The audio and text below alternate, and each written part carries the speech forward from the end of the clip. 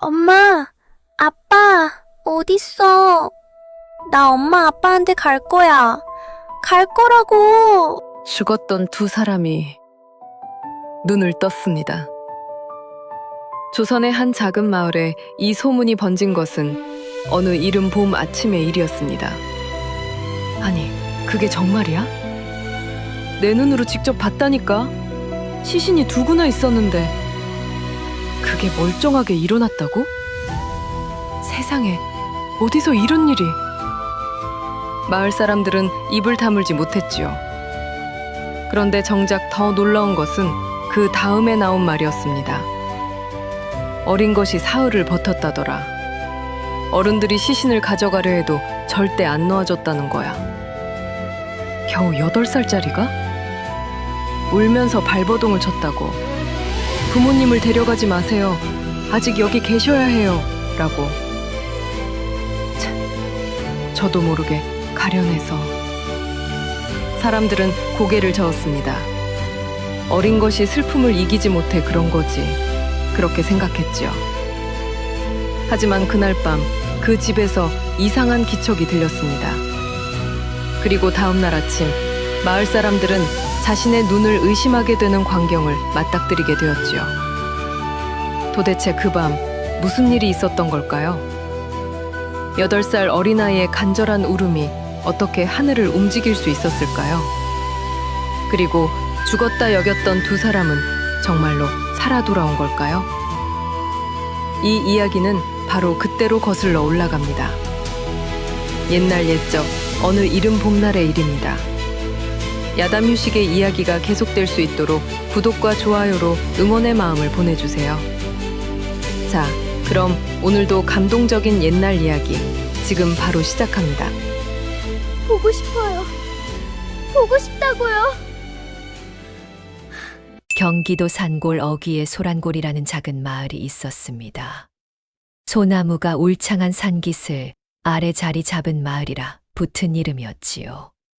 집이라야 열대여섯 제 남집, 논두렁 사이사이에 초가집들이 옹기종기 모여있는 아담한 곳이었습니다. 봄이면 삼벚꽃이 흐드러지게 피어온 마을을 분홍빛으로 물들이고 여름이면 논에 벼 이삭이 초록빛으로 물결쳤지요. 가을에는 황금빛 들녘이 눈부시게 빛났고 겨울이면 소복이 쌓인 눈이 마을 전체를 고요히 덮어버렸습니다. 가난하지만 조용하고 조용하지만 따뜻한 마을이었습니다. 그 마을 한 귀퉁이 소나무 두 그루가 나란히 선 언덕 아래에 유독 허름한 초가집 한 채가 있었지요. 지붕은 군데군데 이엉이 뜯겨 나갔고 흙벽에는 금이 여러 개 가 있었습니다.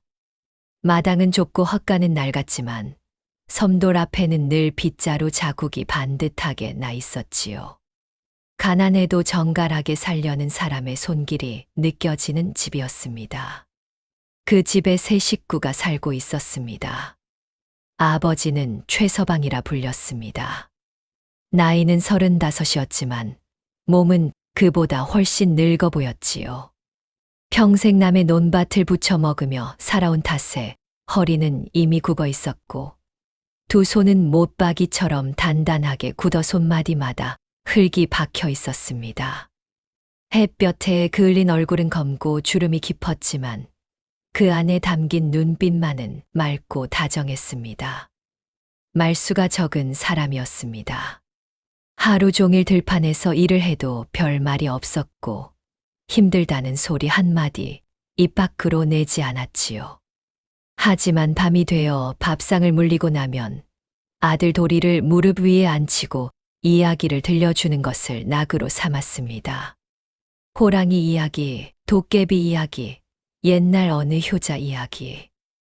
말 수 없는 사람이 이야기를 할 때만큼은 목소리가 낮고 부드럽게 깔렸지요.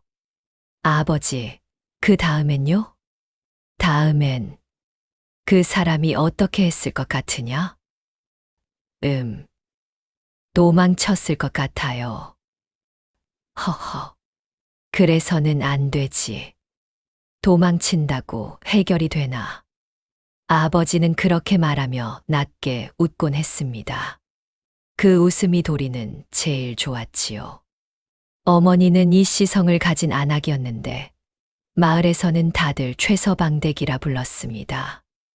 나이는 32로 얼굴은 햇볕에 그을려 있었지만 볼에는 아직 젊은 기운이 남아 있었지요. 부지런하기로는 마을에서 첫째 가는 사람이었습니다. 새벽 닭이 울기도 전에 일어나 아궁이에 불을 지피고 밥을 짓고 나무를 다듬었지요. 손재주가 좋아서 가난한 살림에도 아들 옷 하나만큼은 늘 깨끗하게 지어 입혔고 음식 솜씨도 보통이 아니었습니다. 변변찮은 재료로도 맛있는 음식을 만들어냈지요. 우물가에서 마을 안악들이 이런 말을 할 정도였으니까요. 최서방댁은 된장찌개도 남다르게 끓여. 도대체 뭘 넣는 거야? 뭘 넣겠어? 정성이지. 정성. 그 집 남편은 복도 많아. 저런 아내를 얻었으니. 어머니는 그런 말을 들으면 손사래를 쳤지만 내심 뿌듯해했지요. 그리고 도리. 8살의 도리는 이 집안의 해이자 달이었습니다.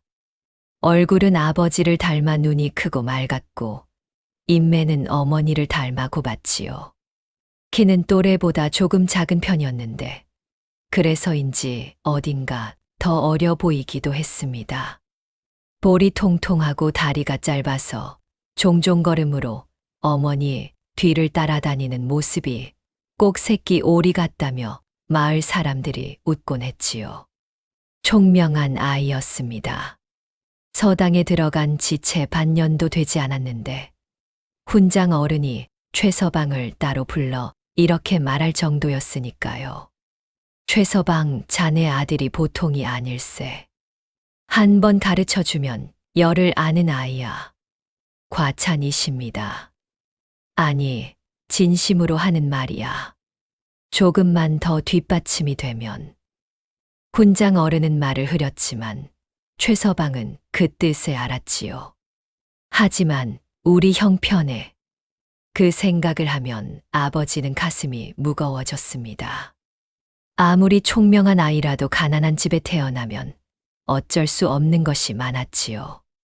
그것이 아버지의 마음속 깊이 자리한 한이었습니다.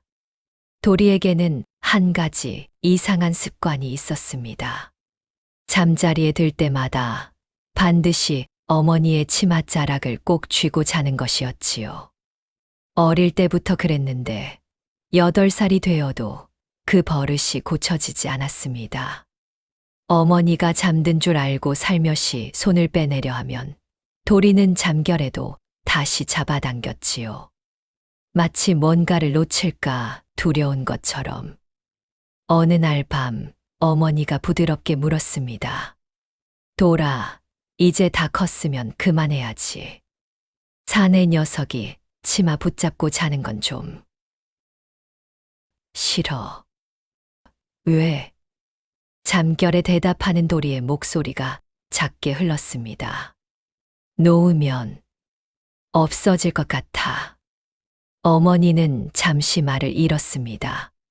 없어지다니 무슨 소리를. 웃어 넘기려 했지만 그 말이 이상하게 가슴에 걸렸지요. 그래서 그날 밤은 그냥 손을 빼지 않았습니다. 그해 이른 봄은 유난히 날씨가 오락가락했습니다.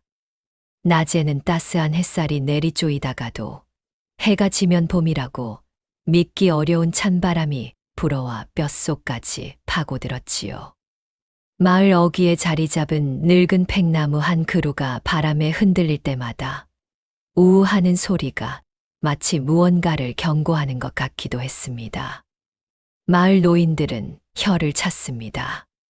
이 봄 날씨가 심상치 않아. 꽃은 피는데 바람은 겨울이야. 그러게 말이야. 이럴 때 몸 조심해야 해. 환절기 바람이 제일 무섭거든. 올 봄은 뭔가 이상해. 기분이 좋지 않아. 그때만 해도 그것이 그냥 흘려들을 노인들의 걱정이라 여겼습니다. 그러던 어느 저녁 드릴을 마치고 돌아온 아버지의 얼굴이 유난히 창백했습니다. 발걸음이 무거워 보였고 살인문을 열 때 손이 미세하게 떨렸지요. 어머니가 재빨리 달려나갔습니다. 여보, 얼굴이 왜 이래요? 어디 아파요? 아무것도 아니야. 조금 피곤한 게지. 피곤한 게 아닌 것 같은데. 이마 좀 짚어봐요. 됐어.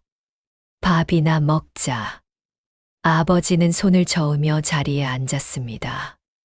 그러나 밥상을 앞에 두고도 수저를 들지 않았지요. 도리가 힐끔 쳐다보았습니다. 아버지 눈이 빨개. 어디 아픈 거 아닐까? 그날 밤 아버지는 일찍 자리에 드셨습니다. 이튿날도 그 다음 날도 논일은 나갔지만 얼굴에는 혈색이 없었고 입맛도 없어 했지요. 몸이 뜨거운 것 같다가 다시 오싹 추운 것 같다는 말을 어머니에게 작게 했습니다. 어머니는 생강을 다려주고 이불을 더 덮어주고 밤마다 아버지의 이마를 짚어보았지요. 그로부터 사흘이 지난 날 아침이었습니다. 밥을 짓던 어머니가 갑자기 어지럽다며 아궁이 앞에서 그대로 주저앉았지요. 어머니, 도리가 놀라 달려갔습니다. 어머니는 손으로 부엌 기둥을 짚으려 했지만 힘이 없었지요. 도리가 간신히 팔을 잡았습니다. 왜 그래요? 어머니, 괜찮아요? 괜찮아. 잠깐 어지러운 거야. 아니야, 얼굴이 하얘. 방에 누워요. 밥은 내가 할게요. 누워요. 어머니는 아들에게 끌려 방으로 들어갔지요. 이마에 손을 대는 순간 도리는 손바닥이 따끔할 만큼 뜨거운 기운을 느꼈습니다. 이거 뜨겁다. 가슴이 철렁 내려앉는 것 같았습니다. 아버지와 어머니 두 사람이 동시에 몸져 누운 것이었지요. 소식을 들은 마을 사람들이 하나둘 찾아왔습니다. 이장 할아버지가 와서 두 사람의 이마를 차례로 짚어보고는 미간을 찌푸렸습니다. 이거 심상치 않구만. 두 사람이 동시에 이러면 어찌 된 걸까요, 이장님? 독한 환절기 바람이 들어온 거야. 봄에 이런 일이 덜어 있긴 한데. 이장 할아버지는 말끝을 흐렸습니다. 그 다음 말을 차마 잊지 못한 것이었지요.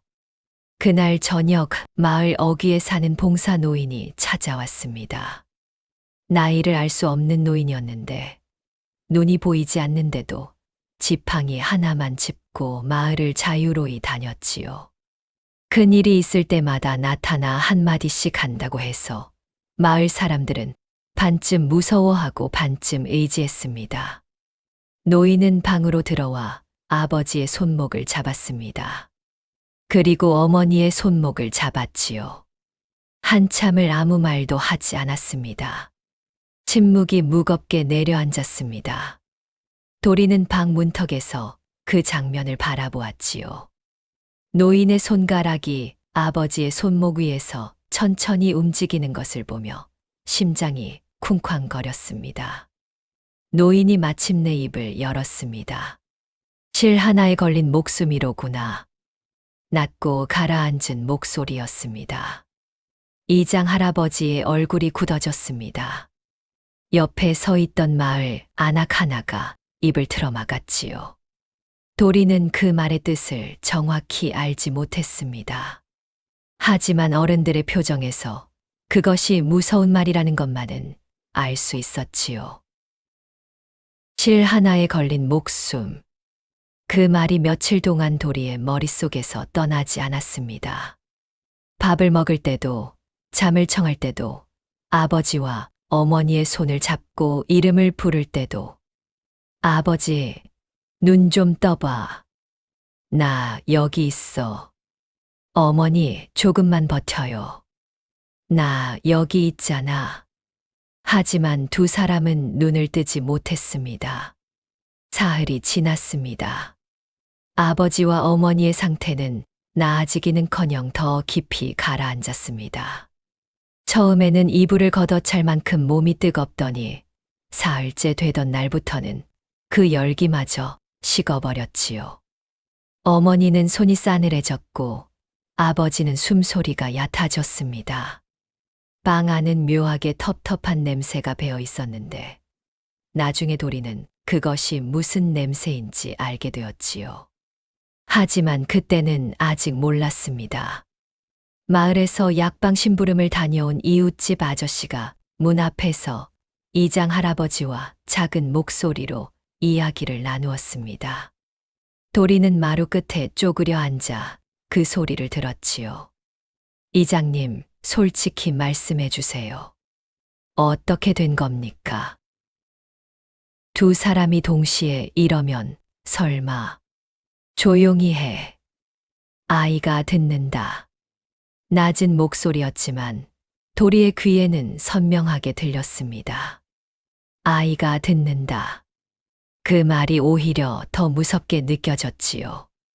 어른들이 숨기려 한다는 뜻이었으니까요. 그날 저녁 도리는 두 사람이 눈방으로 들어갔습니다. 아버지 쪽에 먼저 앉아 차갑게 식어가는 손을 두 손으로 꼭 쥐었지요. 아버지의 얼굴은 평화로워 보이기도 했습니다. 마치 깊이 잠든 것처럼. 아버지. 대답이 없었습니다. 아버지, 나야. 도리야. 숨소리만 가늘게 들렸습니다. 도리는 어머니 쪽으로 고개를 돌렸습니다. 어머니도 눈을 감고 있었지요. 두 뺨이 새하얗게 가라앉아 있었습니다. 입술은 바짝 말라 있었고요. 도리는 그 자리에서 아버지 손을 놓지 않았습니다. 어머니의 치맛자락도 살며시 손가락으로 잡았지요. 두 손에 하나씩. 밤새 그렇게 앉아 있었습니다. 이튿날 새벽이었습니다. 달구름 소리도 채 들리지 않은 이른 시각에 이장 할아버지가 다른 어른 두어 명과 함께 집으로 왔습니다. 들어오는 발걸음이 무겁고 조심스러웠지요. 방문을 열기 전에 잠시 멈추는 것이 보였습니다. 그리고 방 안을 확인한 이장 할아버지의 얼굴이 굳었습니다. 두 사람의 숨이 멈춰 있었습니다. 이장 할아버지는 한참을 아무 말도 하지 못했지요.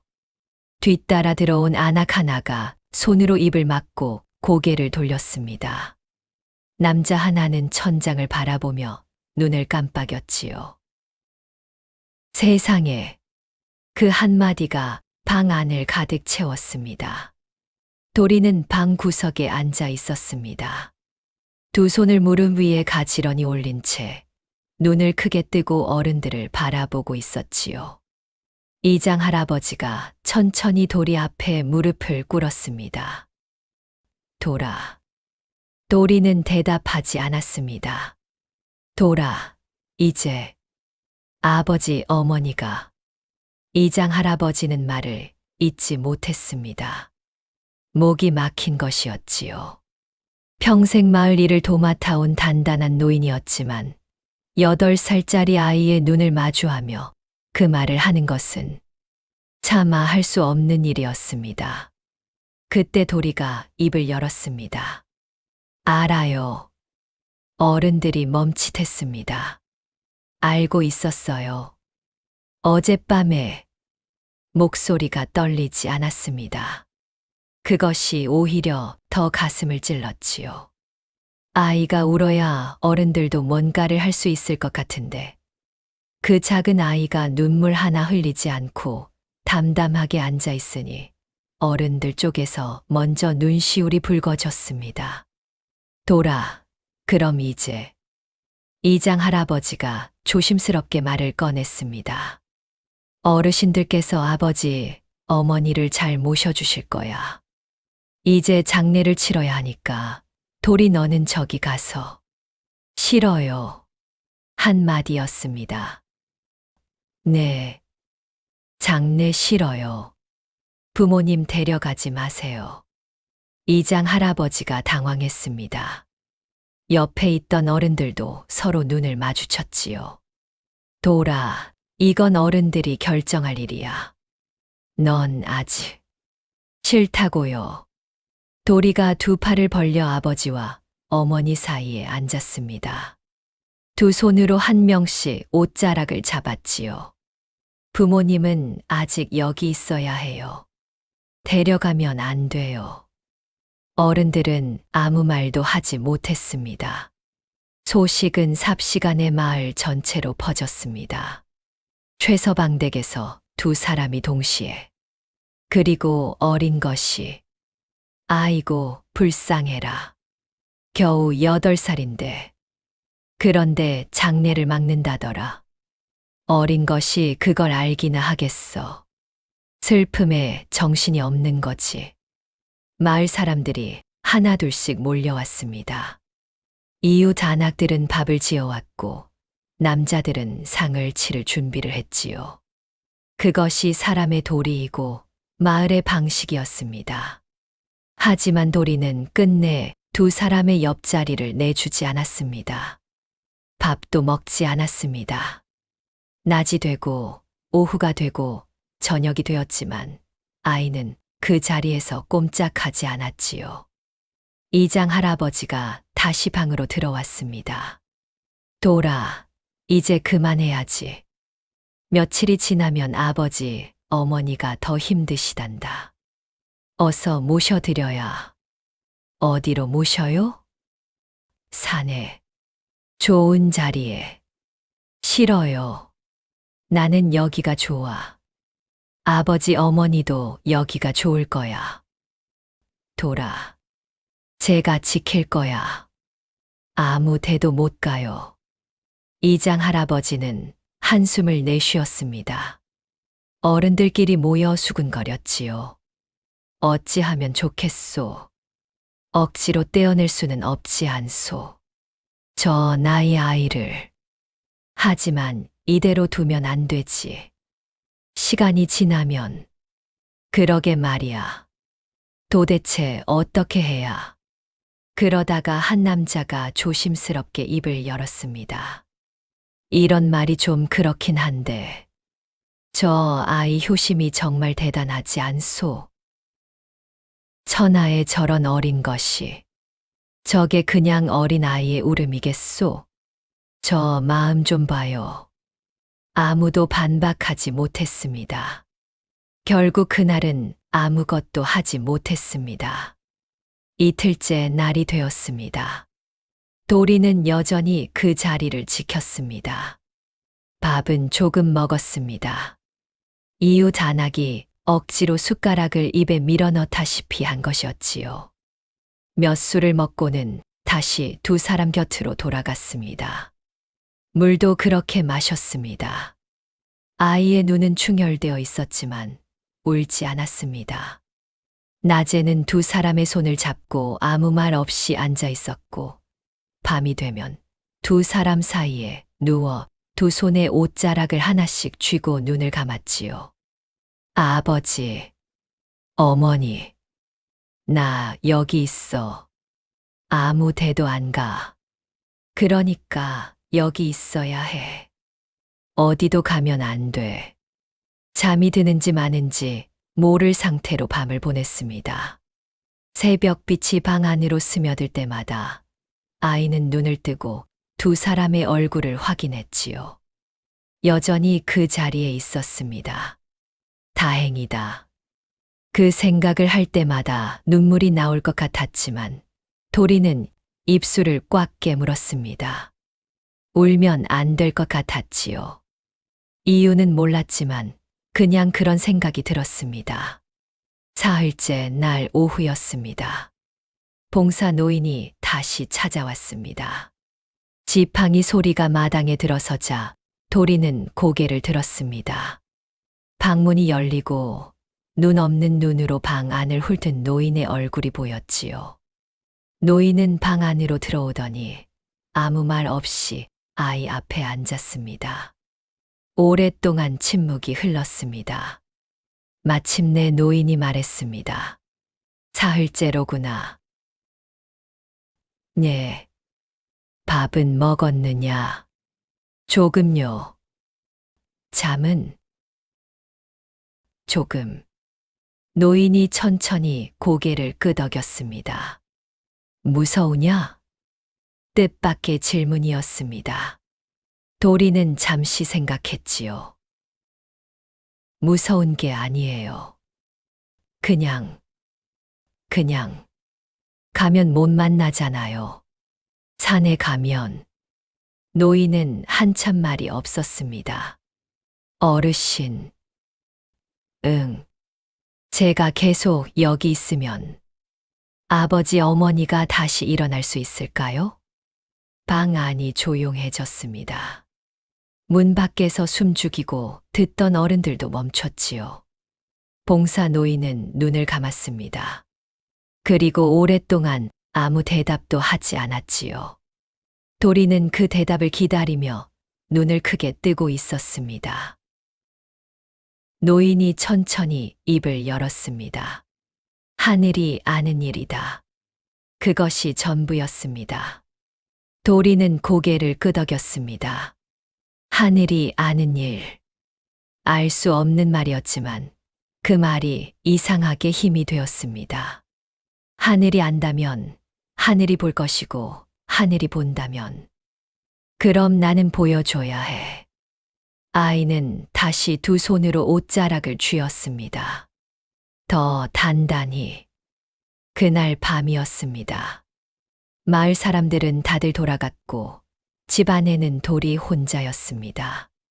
이장 할아버지가 문 앞에서 마지막으로 한 번 더 달래보았지요. 돌아, 오늘 밤만이라도 이리 나와서 자거라. 어르신네 댁에서 재워줄게. 싫어요. 혼자 있으면 무섭지 않겠니?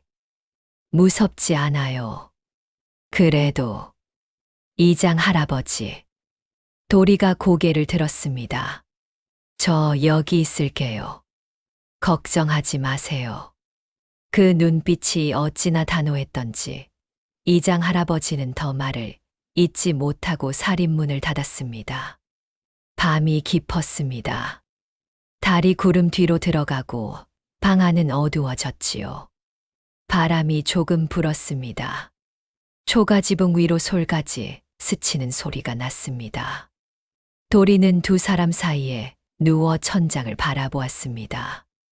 눈꺼풀이 무거워졌습니다. 아직 자면 안 되는데. 그런 생각을 하면서도 사흘을 버텨온 몸은 이미 한계에 다다른 것이었지요. 눈이 스르르 감겼습니다. 아이는 잠이 들었습니다.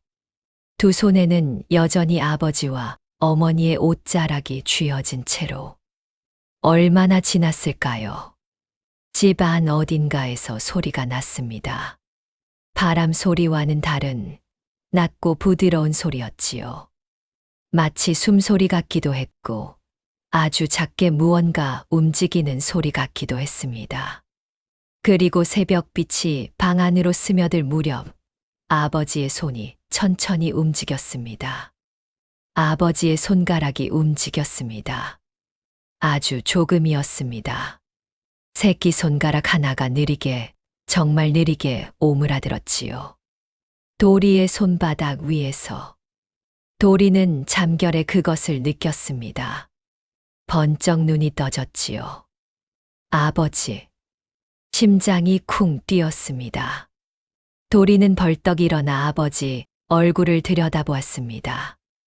아버지의 눈꺼풀이 미세하게 떨렸습니다. 입술이 살짝 벌어졌지요. 그리고 아주 작게 공기가 새어나오는 소리가 들렸습니다. 숨이었습니다. 아까보다 조금 더 깊은 숨. 아버지. 도리가 두 손으로 아버지 손을 꽉 쥐었습니다. 아버지, 나야. 도리야. 들려요? 아버지는 눈을 뜨지 못했습니다. 하지만 손가락이 다시 한번 아주 미세하게 움직였지요. 도리는 어머니 쪽으로 고개를 돌렸습니다. 어머니의 입술도 촉촉해져 있었습니다. 새벽 이슬이 맺힌 것인지 아니면 안에서 기운이 올라온 것인지 알 수 없었지만 아까의 새하얀 입술과는 달랐지요. 살아있어. 그 생각이 전신을 훑고 지나갔습니다. 도리는 그 자리에서 눈물을 터뜨렸습니다. 사흘 동안 한 번도 울지 않았던 아이가 비로소 그 새벽에 소리 없이 울었습니다. 아버지 손을 잡고 어머니 치맛자락을 쥐고 작게 흔들리며 살아있어. 아직 여기 있어. 해가 뜨자마자 이장 할아버지가 왔습니다. 밤새 마음이 쓰여 잠을 제대로 자지 못했다고 했지요. 살인문을 열고 들어서는데 도리가 마당에서 기다리고 있었습니다. 눈이 부어 있었지만 얼굴에는 뭔가 달라진 것이 있었지요. 이장 할아버지, 오, 돌아. 왜 나와 있어? 아버지가 손가락 움직였어요. 어머니도요. 직접 보세요. 아까 분명히 움직였어요. 이장 할아버지가 방으로 들어갔습니다. 두 사람의 손목을 차례로 잡았지요. 한참을 짚더니 눈을 크게 떴습니다. 이게 믿기지 않는다는 얼굴이었습니다. 맥이 돌아오고 있어. 소식은 다시 마을 전체로 퍼졌습니다. 이번에는 다른 내용으로 죽은 줄 알았던 두 사람이 살아나고 있다더라. 어떻게 그게 말이 되는 소리야? 그 어린 것이 사흘을 버틴 게 허실이 아니었나 봐. 하늘이 감동한 거지. 그 효심에. 쯧쯧. 세상에 이런 일이. 봉사 노인도 소식을 듣고 다시 찾아왔습니다. 방 안으로 들어와 두 사람의 손목을 짚더니 말없이 고개를 끄덕였지요. 살겠구나. 그 두 마디에 이장 할아버지는 눈물을 글썽였습니다. 도리는 그 옆에 서서 처음으로 환하게 웃었습니다. 하지만 산을 다 내려온 것은 아니었습니다. 두 사람은 의식이 돌아왔지만 몸은 여전히 극도로 쇠약했습니다. 눈을 뜨기는 했지만 오래 뜨지 못했고 물을 조금 마시는 것조차 힘겨워했지요. 아버지가 처음으로 입을 열었을 때 그 목소리가 얼마나 가늘고 낮았던지. 돌아. 아버지. 여기 있었구나. 응. 나 여기 있었어. 계속. 아버지는 한참 말을 잇지 못했습니다. 눈가에 물기가 맺혔지요. 미안하다. 왜 미안해요? 힘들었지. 하나도 안 힘들었어요. 거짓말이었습니다. 하지만 도리는 눈 하나 깜짝하지 않고 말했지요. 아버지가 아주 느리게 손을 들어 올려 아이의 머리를 쓰다듬으려 했습니다. 하지만 힘이 없어 손이 반쯤 올라가다 떨어졌지요. 도리가 그 손을 잡아 자기 머리 위에 얹어드렸습니다. 아버지는 그 상태로 눈을 감았습니다. 이번에는 잠이었지요. 그로부터 회복은 더뎠습니다. 봄이 깊어가는 동안 아버지와 어머니는 조금씩 기운을 차렸습니다. 하루에 죽 한 그릇, 그 다음 날은 두 그릇. 한 주가 지나자 어머니가 혼자 앉을 수 있게 되었고, 두 주가 지나자 아버지가 마루까지 걸어 나왔지요. 그 사이 도리가 집안일을 도맡았습니다. 아침이면 이웃집에서 가져다 준 쌀로 죽을 끓였습니다.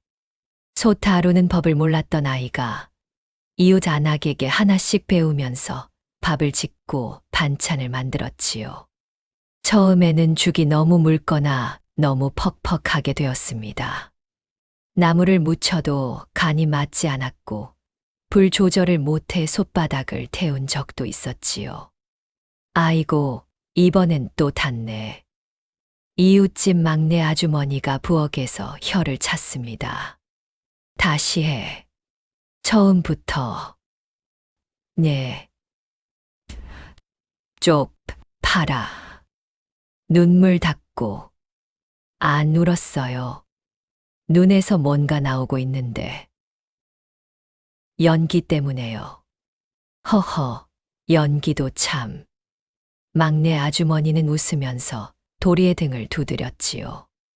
막내 아주머니는 마을에서 혼자 사는 중년 안악이었습니다. 남편을 일찍 잃고 자식도 없이 살아가는 분이었는데 입이 거칠고 목소리가 커서 말해서 조금 무섭다는 소리를 듣기도 했지요. 하지만 정작 속은 그 누구보다 부드러운 사람이었습니다. 최서방네 사정을 듣고 가장 먼저 달려온 사람도 막내 아주머니였고 도리에게 밥 짓는 법을 가르쳐 준 사람도 막내 아주머니였지요. 매일 아침 쌀 한 바가지씩을 들고 와서 부엌에 놓고 가면서도 정작 그 이야기는 입 밖에 내지 않았습니다. 어느 날 어머니가 마루에 나와 앉았다가 그 장면을 보고 손을 잡았습니다. 막내 씨 정말 어떻게 감사를 해야 할지. 감사는 무슨 사람이 사람을 돕는 거지. 그래도 이렇게나. 그만해요. 눈물 나게 만들지 말고. 막내 아주머니가 손사래를 치면서도 눈가를 훔치는 것이 보였지요. 봄이 가고 초여름이 왔습니다. 뒷산에서 뻐꾸기가 울고 논에는 모가 심어졌습니다. 두 사람이 완전히 기운을 차리기까지 2달 가까이 걸렸지요. 아버지가 처음으로 삽을 들고 논두렁에 나선 날 아침 어머니가 뒤에서 걱정스럽게 불렀습니다. 여보, 아직 이르지 않소. 조금 더 쉬다가. 아니야. 이제 됐어. 얼굴이 아직 안 좋아 보이는데. 괜찮다니까. 제발 무리하지 말아요. 아버지는 돌아서서 어머니를 바라보았습니다.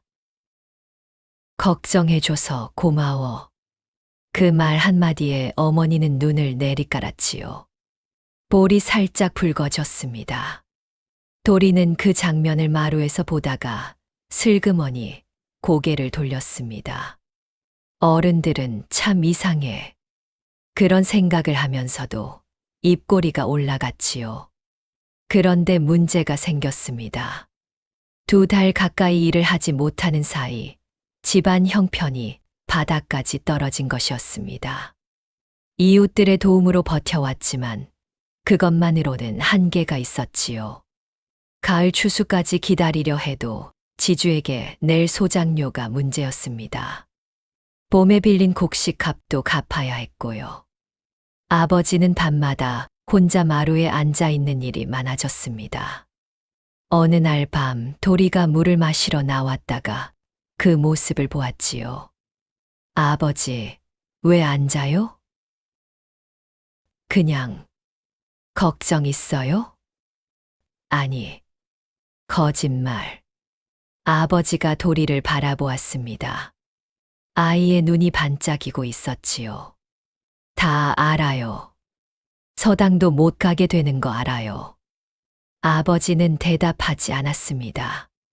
괜찮아요. 괜찮긴 뭐가 괜찮아. 진짜로요. 글 읽는 것보다 아버지, 어머니가 더 중요해요. 아버지는 한참 아들을 바라보다가 아이의 머리 위에 손을 얹었습니다. 미안하다, 돌아. 또 미안하다고 하네. 도리가 웃었습니다. 미안하다는 말 이제 금지해요. 알았죠? 아버지도 웃었습니다. 오랜만에 짓는 웃음이었지요. 그 웃음이 달빛 아래서 나란히 마루에 앉은 두 사람 위로 조용히 내려앉았습니다. 그러나 그것보다 더 심각한 문제가 기다리고 있었습니다. 여름이 깊어질 무렵 마을에서 이장 할아버지 다음으로 힘이 있다는 한 양반이 최서방을 찾아왔습니다.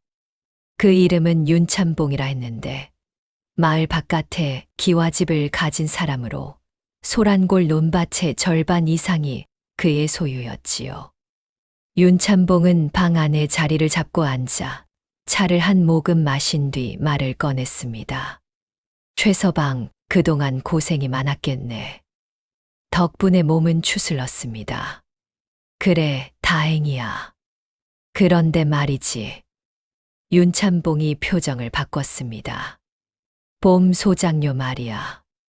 이미 석 달이 밀렸어. 예, 알고 있습니다. 가을에 갚으면 된다고 생각하는 것 같은데, 최서방. 윤참봉이 찻잔을 내려놓았습니다. 내가 자선을 베풀 형편이 못 돼. 이번 가을에 소장료의 이자까지 다 못 갚으면 내년엔 그 논 다른 사람에게 줘야겠어. 방 안이 조용해졌습니다. 아버지의 얼굴이 천천히 굳어졌지요. 알겠습니다. 감정은 없네. 그냥 사는 게 다 그런 거지 뭐. 윤참봉은 그렇게 말하고 일어섰습니다. 방문 너머에서 도리는 그 대화를 다 들었습니다. 윤참봉이 나가고 아버지가 긴 숨을 내쉬는 소리도 들었지요. 논을 뺏기면 아이는 마당 귀퉁이에 쪼그려 앉았습니다. 뜨거운 여름 햇살이 등을 내리쪼였지요. 어떻게 해야 하지? 8살짜리 아이가 할 수 있는 것은 많지 않았습니다. 하지만 그렇다고 아무것도 하지 않을 수는 없었지요. 도리는 막내 아주머니를 찾아갔습니다. 아주머니, 왜 밥도 태웠어? 그게 아니라 도리가 사정을 이야기했습니다. 윤참봉이 다녀간 것, 소장료 문제, 아버지의 굳은 얼굴까지. 막내 아주머니는 팔짱을 끼고 들었습니다. 그 양반이 또 그 짓을 했구먼. 또요. 니네 집만 그런 게 아니야. 마을에 그렇게 당한 집이 몇 집이야. 막내 아주머니가 낮게 혀를 찼습니다. 윤참봉이 어떤 사람인지 아니? 겉으론 점잖은 척하지만 속으론 꼼꼼하게 계산하는 사람이야. 사람 궁지에 몰리면 그때 치고 들어오거든. 도리는 입술을 깨물었습니다. 그럼 어떻게 해요? 어떻게 하긴. 가을에 갚는 수밖에. 막내 아주머니가 도리를 내려다보았습니다. 근데 도라, 너 그걸 왜 나한테 와서 물어봐? 혼자 생각하는 것보다 같이 생각하면 낫잖아요. 막내 아주머니가 웃음을 터뜨렸습니다. 어른도 아닌 것이 하는 말은 어른이네, 어른이야. 그리고 무릎을 탁 쳤지요. 그래, 같이 생각해보자꾸나. 그날 이후 도리는 달라졌습니다. 아침에 일어나면 죽 끓이는 것을 마친 뒤 논두렁에 나가 아버지 일을 거들었습니다. 아직 힘이 약한 아버지가 무거운 것을 들려 하면 달려가 대신 잡았고 물고 정리나 잡초 뽑기 같은 일은 혼자서도 했지요. 마을에서 심부름이 필요한 집이 있으면 그것도 자청했습니다. 이장 할아버지 댁 지붕 이영을 얻는 일에도 끼었고 장날장 보는 심부름도 했습니다. 어른들이 쌈짓돈을 쥐어주면 공손히 받아 집에 가져왔지요. 아버지, 이거요. 도라, 이건 심부름하고 받은 거예요. 보태세요. 아버지는 한동안 말을 잊지 못했습니다. 넌 서당은? 나중에 가도 돼요. 안 된다. 그건 아버지가 더 중요해요. 그렇지 않아. 너는 공부를 해야 해. 아버지. 도리의 목소리가 높아졌습니다. 제가 지금 하고 싶어서 하는 거예요. 억지로 하는 거 아니에요. 그러니까 고마워하면 돼요. 미안하다고 하지 말고. 아버지가 숨을 들이켰습니다. 그리고 한참 만에 말했지요. 알겠다. 여름이 다 지나갈 무렵이었습니다. 마을에 나그네가 한 명 들어왔습니다.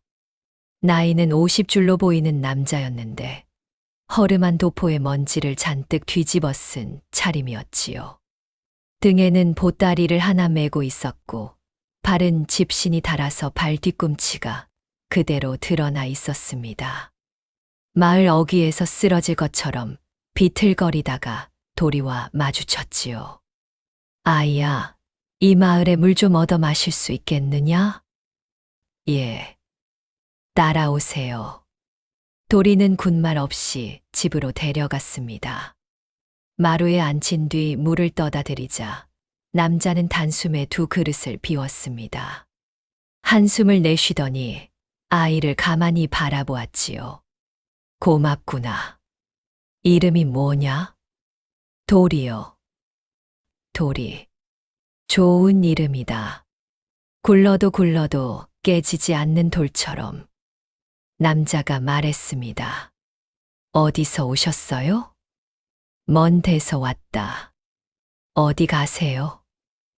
더 먼 데로 가야지. 남자가 웃었습니다. 이가 몇 개 빠져 있었지만 웃음은 환했지요. 잘 곳이 없으면 저희 헛간이라도 쓰세요. 남자가 눈을 크게 떴습니다. 부모님 허락은 받았느냐? 물어볼게요. 도리가 안으로 들어가 어머니에게 말했습니다. 어머니는 잠시 망설였지요. 낯선 나그네를 헛간에 재우는 것은 조심스러운 일이었습니다. 하지만 아이의 얼굴을 보고는 고개를 끄덕였습니다. 딱 하룻밤만이다. 네. 남자는 그날 밤 헛간에서 잤습니다. 그런데 이튿날 아침 남자가 떠나기 전에 마당에서 2시간 가까이 뭔가를 했습니다. 도리가 나가보니 헛간 옆 무너진 담벼락을 고치고 있었지요. 흙을 개어 빠진 자리를 메우고 기울어진 돌을 바로 세우고. 아저씨, 그거 안 해도 되는데.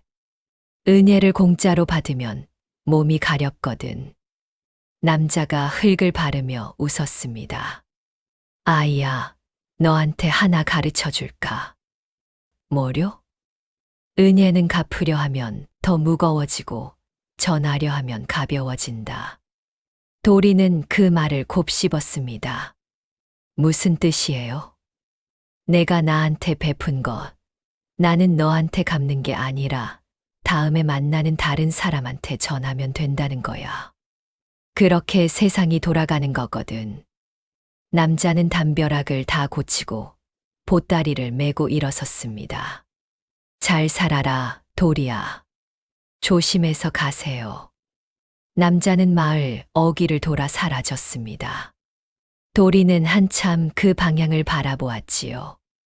은혜는 전하는 것.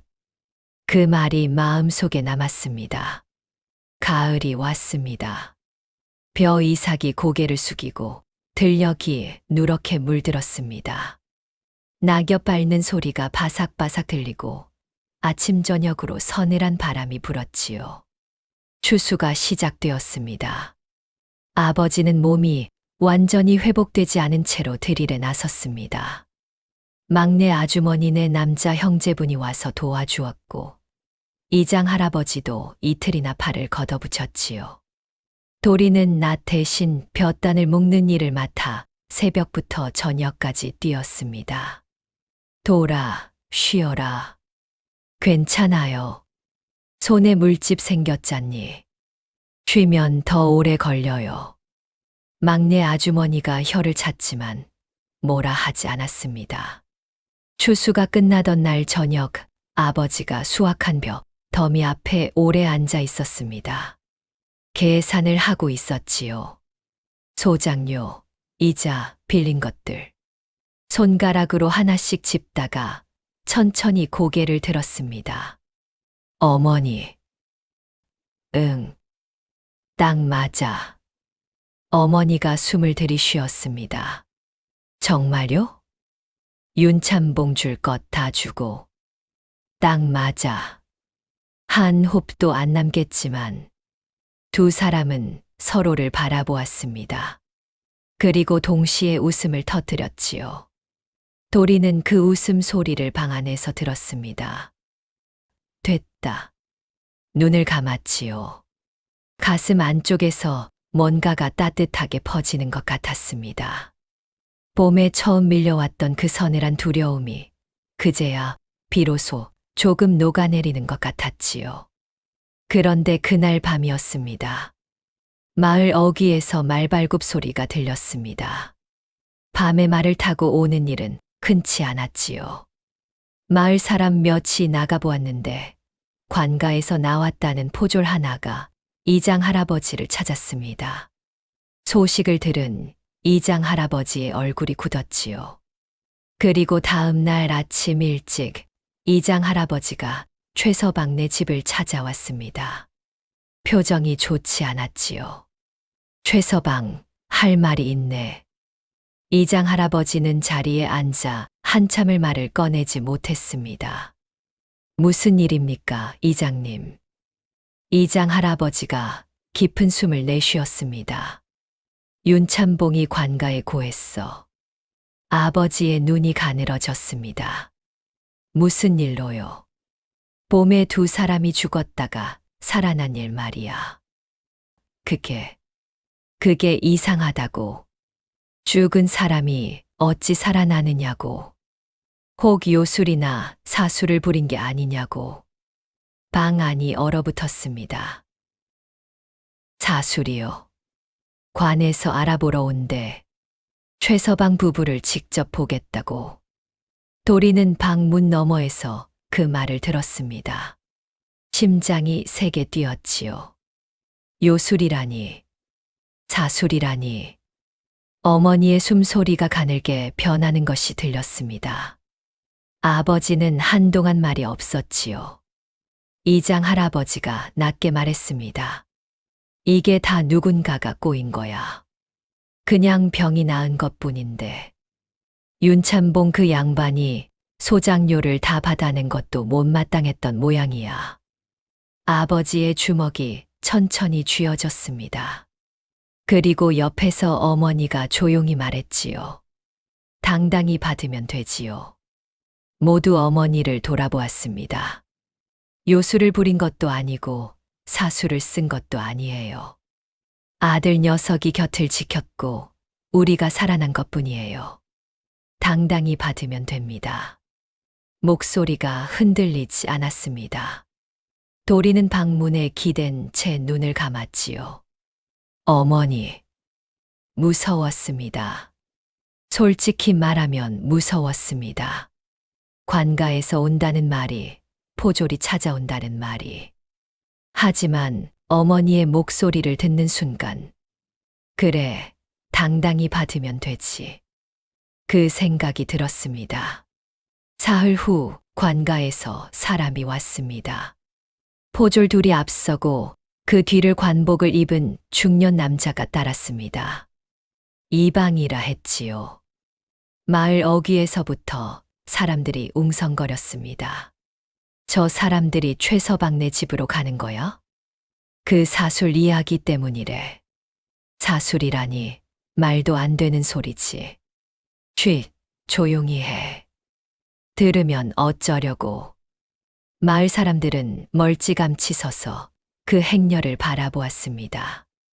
이방은 최서방네 마당으로 들어서더니 주위를 한번 둘러보고 마루에 걸터 앉았습니다. 아버지와 어머니는 마당에 나와 서 있었지요. 도리는 어머니 뒤에 바짝 붙어 섰습니다. 최서방이 이 사람이요? 예, 그렇습니다. 그리고 이 안하기 처. 예. 이방이 두 사람을 번갈아 보았습니다. 들으니 봄에 숨이 끊어졌다가 다시 살아났다 하던데 그게 사실이요? 숨이 완전히 끊어졌는지는 모르겠습니다. 몸이 크게 아팠다가 회복된 것이지요. 마을 사람들 말로는 죽었다던데. 마을 사람들이 그렇게 여겼을 수는 있습니다. 아버지의 목소리는 차분했습니다. 어머니도 눈을 내리깔지 않았지요. 이방이 눈을 가늘게 떴습니다. 그러면 어찌 그리 갑자기 난 거요? 두 사람이 동시에 잠시 침묵이 흘렀습니다. 그때 도리가 앞으로 나섰습니다. 제가 말씀드려도 될까요? 이방이 아이를 내려다보았습니다. 내가 그 아들이냐? 예. 몇 살이냐? 8살입니다. 이방이 코웃음을 쳤습니다. 8살짜리가 뭘 안다고. 제가 사흘 동안 곁에 있었습니다. 그러니 제가 제일 잘 알지요. 이방의 눈이 살짝 커졌습니다. 뒤에서 포졸 하나가 입을 가리고 웃는 것이 보였지요. 도리가 계속했습니다. 아버지 어머니가 많이 아팠습니다. 맞습니다. 마을 사람들이 돌아가셨다고 여길 만큼요. 그런데 저는 보내기 싫었습니다. 그래서 사흘 동안 곁에 앉아 손을 잡고 있었지요. 그것뿐입니다. 그것뿐이라고? 예. 요술도 없고 사술도 없습니다. 아들이 부모 곁을 지킨 것이 사술이라면 이 나라 모든 자식이 사술쟁이겠지요. 방 안이 조용해졌습니다. 이방이 한동안 아이를 바라보았습니다. 표정을 읽을 수 없었지요. 도리는 시선을 피하지 않았습니다. 그렇게 한참이 흐른 뒤 이방이 천천히 일어섰습니다. 알겠소. 그것이 전부였습니다. 포졸들과 함께 마당을 나서는 이방의 뒷모습을 바라보며 아버지가 조용히 긴 숨을 내쉬었습니다. 어머니가 도리의 어깨를 잡았지요. 손이 살짝 떨렸습니다. 돌아. 네. 무섭지 않았니? 도리는 잠깐 생각했습니다. 무서웠어요. 그런데 어떻게? 어머니가 당당히 받으면 된다고 했잖아요. 어머니는 말을 잇지 못하고 아들을 꼭 안았습니다. 마당 밖에서 지켜보던 마을 사람들 사이에서 낮은 탄성이 새어 나왔습니다. 저 어린 것 좀 봐. 기가 막혀. 저게 8살이라고. 최서방 부부가 저런 아들을 뒀으니 살아난 거야. 당연히. 그런데 며칠 후였습니다. 일이 끝난 줄 알았는데 그게 아니었습니다. 윤참봉이 이번에는 다른 방향으로 치고 들어왔지요. 관가에서의 일이 흐지부지 된 것에 화가 났는지 아버지가 봄부터 빌려 쓴 농기구 값을 당장 내놓으라고 했습니다. 원래는 가을 추수 이후에 갚기로 했던 것이었지요. 그런데 갑자기 계약을 어겼다며 돈으로 당장 치르지 않으면 소작 계약 자체를 없던 것으로 하겠다고 했습니다. 추수로 얻은 것은 소작료와 이자를 갚는 데 전부 썼습니다. 남은 것이 없었지요. 아버지는 밤새 잠을 자지 못했습니다. 어머니도 마찬가지였지요. 두 사람이 나지막한 목소리로 이야기하는 소리가 방 너머로 들렸습니다. 어찌하면 좋겠소. 이러다 논을 다 뺏기게 생겼소. 당신 친정 쪽에는 그래도 그쪽에 손 벌리는 건 싫어요. 나도 싫지만 이 지경이니. 도리는 이불을 뒤집어 쓰고 그 소리를 들었습니다. 내가 뭘 할 수 있지. 아무것도 없었습니다. 돈이 없었습니다. 힘이 없었습니다. 8살짜리 아이가 어른들의 계약 싸움에서 할 수 있는 것은 없었지요. 없는데 눈물이 날 것 같았습니다. 그런데 그때였습니다. 갑자기 봄에 들렀던 나그네 아저씨의 말이 떠올랐지요. 은혜는 갚으려 하면 더 무거워지고 전하려 하면 가벼워진다. 도리는 이불 속에서 눈을 떴습니다. 전하면 가벼워진다. 다음 날 아침 도리는 이장 할아버지를 찾아갔습니다.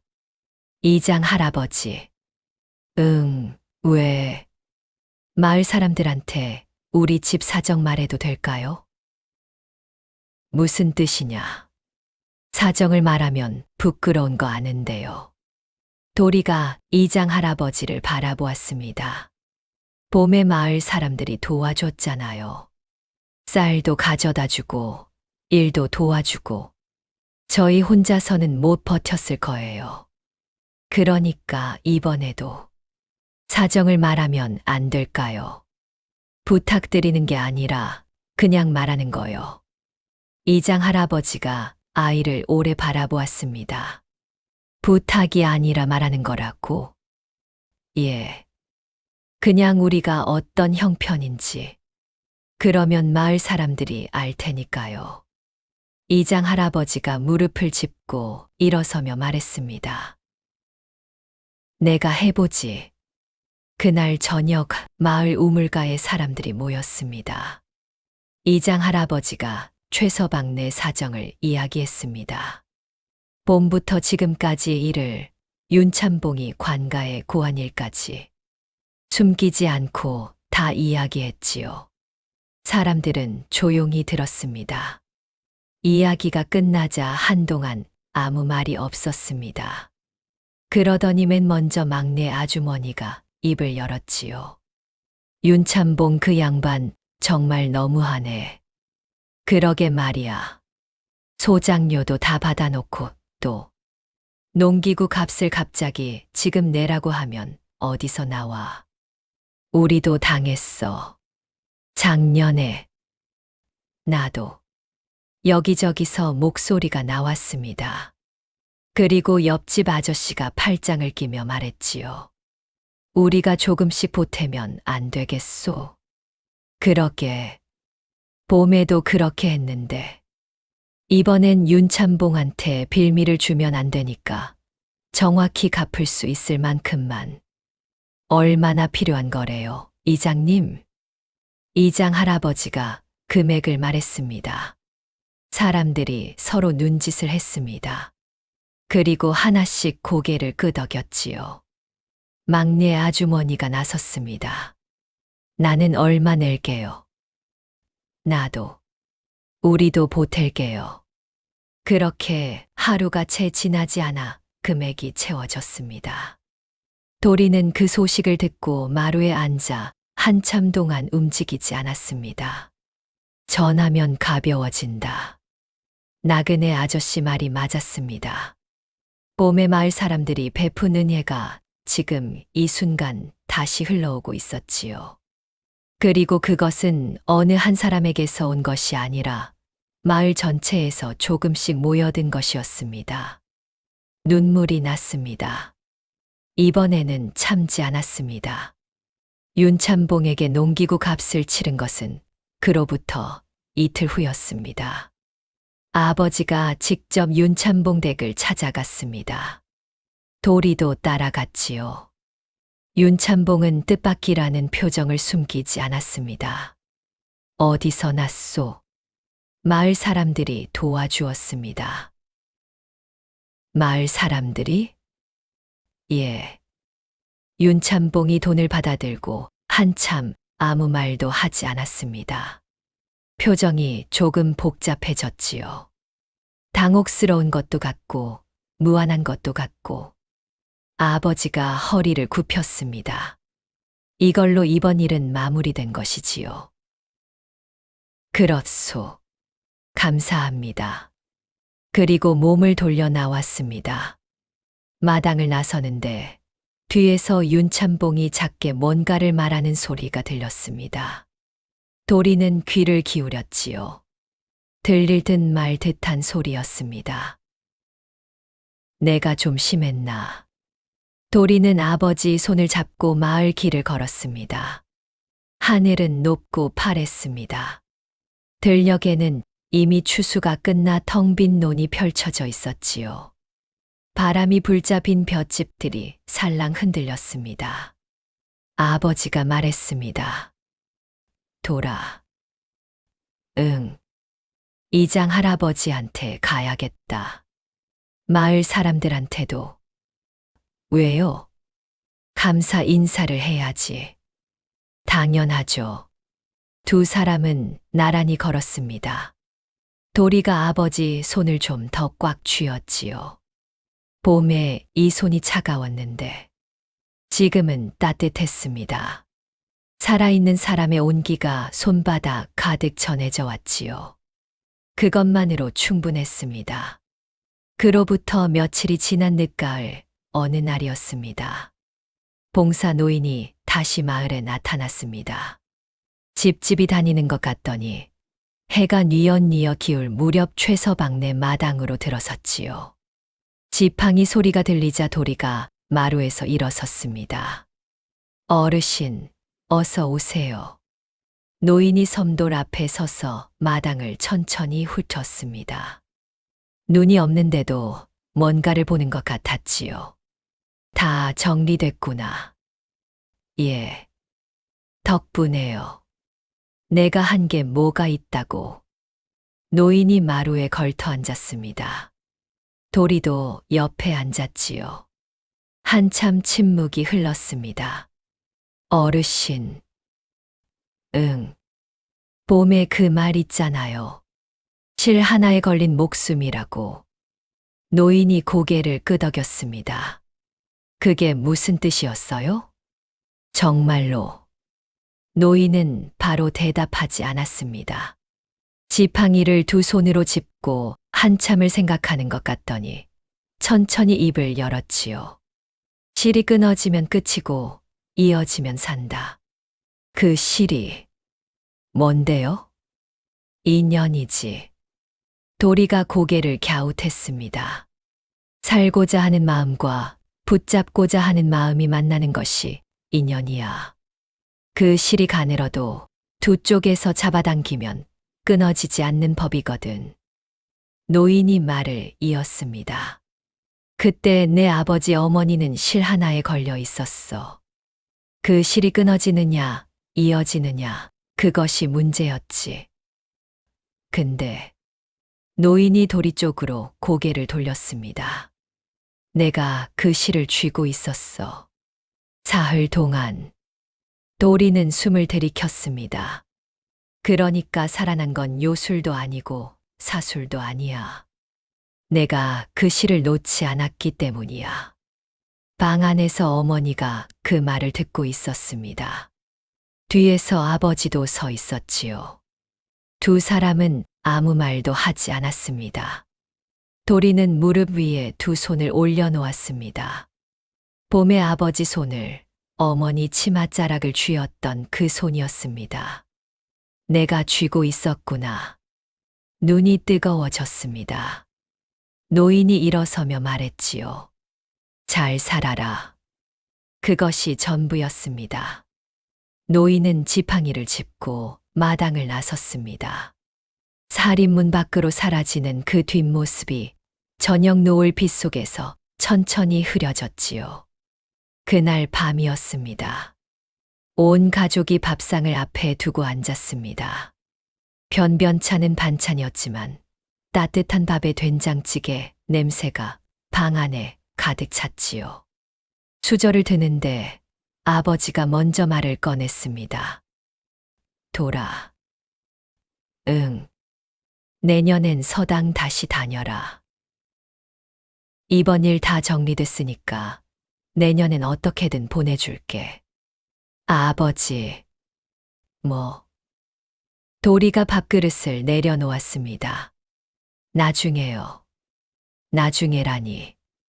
아버지 몸이 다 나아야 그 다음에 제가 서당 가는 거예요. 순서가 있지. 아버지가 헛웃음을 냈습니다. 이놈, 말을 어디서 그렇게 배웠어? 아버지한테요. 어머니가 웃음을 터뜨렸습니다. 아버지도 따라 웃었지요. 그 웃음 소리가 작은 방 안에 가득 찼습니다. 바깥에서는 찬 바람이 불었지만 방 안은 따뜻했습니다. 아궁이 불이 이영 틈새로 흘러나와 마당에 흐린 빛을 드리웠지요. 하늘에는 별이 총총했습니다. 도리는 밥을 먹으면서 슬그머니 어머니 치맛자락을 손가락으로 잡았습니다. 잠드는 것도 아니고 무서운 것도 아니었지요. 그냥 그러고 싶었습니다. 어머니가 눈치채고 아무 말도 하지 않았습니다. 대신 살짝 그쪽으로 몸을 기울였지요. 세 사람은 그렇게 밥을 먹었습니다. 소란골에 겨울 첫바람이 불어오는 밤이었습니다. 겨울이 왔습니다. 소란골의 첫눈이 내린 것은 그해 동짓달 초순이었습니다. 밤새 소복이 쌓인 눈이 마을 전체를 하얗게 덮어버렸지요. 아침에 문을 열면 눈 냄새가 코끝을 찌르고 발을 내디디면 뽀디득 소리가 났습니다. 헛간 지붕 위에 쌓인 눈이 햇살을 받아 반짝였고 마당 귀퉁이 소나무 가지 위에도 눈이 수북이 얹혀 있었지요. 도리는 아침 일찍 일어나 마당을 쓸었습니다. 빗자루질을 하다 보니 어느새 마당 한가운데 작은 눈사람이 생겨 있었지요. 아이 스스로도 언제 만들었는지 모르게 손이 자연스럽게 눈을 뭉치고 있었습니다. 돌멩이 2개를 눈으로 받고 나뭇가지 하나를 입으로 꽂아 주었지요. 다 됐다. 스스로 뿌듯해하며 바라보는데 방문이 열리고 아버지가 나왔습니다. 뭐 하냐? 눈사람이요. 아버지가 눈사람을 보더니 피식 웃었습니다. 코는 도리가 두리번거리더니 작은 솔방울을 주워 박아 주었지요. 됐다. 어디서 눈 치웠냐? 섬돌 앞은 내가 하려고 했는데 벌써 다 했어요. 이놈. 아버지가 머리를 가볍게 쥐어박았습니다. 아프지 않은 손길이었지요. 어머니가 부엌에서 고개를 내밀었습니다. 아침 다 됐어요. 들어와요. 네, 셋이 나란히 방 안으로 들어갔습니다. 아궁이에서 올라오는 따뜻한 기운이 온몸을 감쌌지요. 된장찌개 냄새와 뜨거운 밥 냄새가 방 안에 가득했습니다. 창호지 너머로 눈 쌓인 마당이 하얗게 빛났지요. 세 식구가 밥상 앞에 앉았습니다. 수저 소리, 국물 넘기는 소리, 이따금 웃음소리. 그것이 전부였지만 그것만으로 충분했습니다. 그해 겨울부터 아버지는 조금씩 달라졌습니다. 말수가 여전히 적은 것은 변함없었지만 밤마다 마루에 혼자 앉아있는 일이 줄었지요. 대신 도리와 함께 이야기를 나누는 시간이 늘었습니다. 옛날 이야기도 들려주고 논일 이야기도 했지요. 가끔은 도리가 서당에서 배운 글을 읊으면 아버지는 눈을 감고 듣다가 고개를 끄덕이기도 했습니다. 어머니는 그 모습을 보며 웃었습니다. 저 2사람이 꼭 친구 같아. 막내 아주머니가 옆에서 혀를 찼지요. 아이고 좋겠어요. 나는 저런 사람이 없으니. 막내 씨는 우리가 있잖아요. 우리라니. 내가 언제. 이미 그렇게 됐잖아요. 막내 아주머니가 눈길을 돌렸습니다만 입꼬리는 올라가 있었지요. 2 안악은 그날도 나란히 앉아 바느질을 하며 오후를 보냈습니다. 그리고 그 겨울 봉사 노인이 마을을 떠난다는 소식이 들렸습니다. 어디로 가냐고 묻는 사람에게 노인은 그저 이렇게 말했다고 했지요. 갈 곳이 생겼어. 마을 사람들은 섭섭해했습니다. 노인이 마을에 얼마나 오래 있었는지 아무도 정확히 몰랐지만 그가 없는 마을은 뭔가 허전할 것 같았지요. 도리는 노인이 떠나는 날 아침 마을 어귀까지 따라 나갔습니다. 어르신. 응. 어디 가세요? 정말로. 갈 데 가는 거지. 노인이 지팡이를 짚으며 걸었습니다. 눈 위에 지팡이 자국이 일정하게 찍혔지요. 또 오실 거예요? 글쎄. 노인이 걸음을 멈추고 고개를 돌렸습니다. 눈 없는 눈으로 도리를 바라보는 것 같았지요. 도리야. 예. 그 실 계속 쥐고 있어라. 도리는 그 말의 뜻을 알았습니다. 네. 노인은 다시 걷기 시작했습니다. 눈길 위에 발자국을 남기며 천천히 멀어졌지요. 아침 안개 속으로 그 뒷모습이 흐려지다가 마침내 보이지 않게 되었습니다. 도리는 그 자리에 오래 서 있었습니다. 차가운 바람이 뺨을 스쳤습니다. 눈 위에 자신의 발자국이 찍혀 있었지요. 그 옆에 나란히 이어지다가 사라진 노인의 발자국이 그 실 계속 쥐고 있어라. 도리는 두 손을 오므렸습니다. 쥐고 있을게요. 세월은 물처럼 흘렀습니다. 봄이 오고 여름이 오고 가을이 지나고 겨울이 왔습니다. 그것이 몇 번을 반복되었지요. 도리는 자랐습니다. 이듬해 봄에 서당으로 돌아갔고 훈장 어른은 아이가 돌아오자 아무 말도 않고 자리를 가리켰습니다. 도리가 앉자 그제야 빙긋 웃었지요. 한 해를 쉬었으니 뒤처진 게 많겠다. 따라잡겠습니다. 그래야지. 따라잡는데 두 달이 걸리지 않았습니다. 훈장 어른이 이장 할아버지에게 말했지요. 저 아이, 내가 더 가르칠 게 없어. 한양 가서 제대로 배워야 해. 이장 할아버지가 그 말을 최서방에게 전했습니다. 아버지는 아무 말도 하지 않고 한참을 논두렁을 바라보았지요. 어머니는 그날 밤 늦게까지 잠을 자지 않았습니다. 다음 날 아침 아버지가 도리를 불렀습니다. 훈장 어른 말 들었냐? 들었어요. 어떻게 하고 싶냐? 아버지는요? 아버지가 잠시 말이 없었습니다. 나는 내가 하고 싶은 대로 해라. 아버지. 응. 저는 여기가 좋아요. 아버지의 눈이 흔들렸습니다. 훈장 어른한테 감사하다고 하고 좀 더 배우고 싶을 때 알려달라고 할게요. 지금은 여기 있을래요. 아버지가 아들의 머리 위에 손을 얹었습니다. 이번에는 힘이 있었지요. 살아있는 사람의 무게가 느껴지는 손이었습니다. 알겠다. 짧은 대답이었습니다. 하지만 그 안에 많은 것이 담겨 있었지요. 몇 해가 더 흘렀습니다. 윤참봉에게 이상한 일이 생긴 것은 그 무렵이었습니다. 갑자기 한양에서 빚쟁이들이 들이닥쳤습니다. 한양 쪽에서 몰래 벌이던 사업이 크게 어긋난 것이었지요. 기와집을 팔아야 했고 소란골 논바지 일부도 처분해야 했습니다. 그 당당하던 윤참봉이 짐을 싸서 마을을 떠나던 날, 마을 사람들은 말없이 그 모습을 바라보았습니다.